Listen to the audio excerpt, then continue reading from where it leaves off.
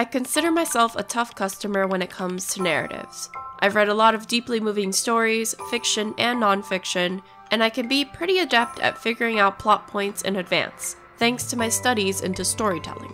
But, to be honest, I've also fallen off the boat in recent times. I struggle to read because I struggle to sit down and focus, with so much on my to-do list and a newly gained aversion to feeling things. It's like my mind and my heart have had enough of feeling, now that they just want to exist in the world. I want to avoid the messiness of reflection that comes with any powerful narrative, where the themes and struggles in the fictional world become all too apparent in our everyday lives. A Space for the Unbound didn't seem like much at first, if I'm being frank. Based on the Steam description, I was prepared for some angsty first love story about a boy and his magical girlfriend, with some dabblings into mental health issues. And even when the game started, I remained firm in this belief. We begin in a fairy tale-like world with star princesses, magic wands, and a magical book to dive into people's hearts, discovering their innermost struggles.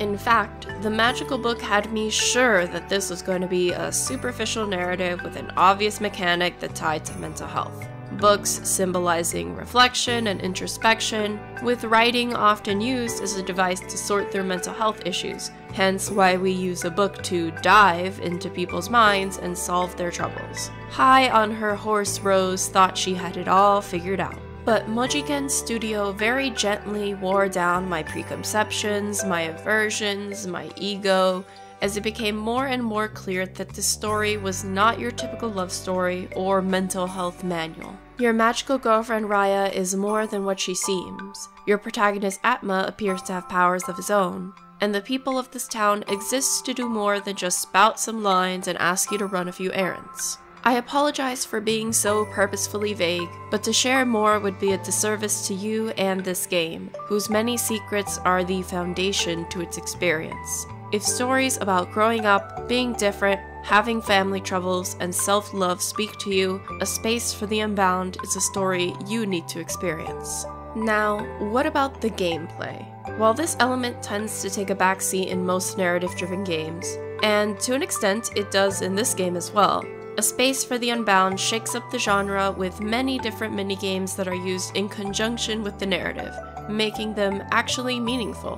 Whether you're fighting foes with rhythm game-like mechanics, completing errands by collecting objects around the map, or solving puzzles through basic algebra or pattern memorization, you have plenty to do around this rich world. Speaking of rich world, the pixel art in A Space for the Unbound is stunning in its use of vivid colors to depict this rural town in Indonesia, with more unique backgrounds and character designs than I could ever describe. But I would love to draw some attention to specifically the shadows, clouds, and skies of this game, which are so breathtaking in their beauty that I now require a new desktop background, especially thinking about the art in the final scenes of the game, where they take this already sublime art design to another level of creativity. And of course, accompanying this superb visual design is an equally masterful and moving audio design, with every piece of musical accompaniment a treat on the ears and varied according to the scene. The gentle overworld music,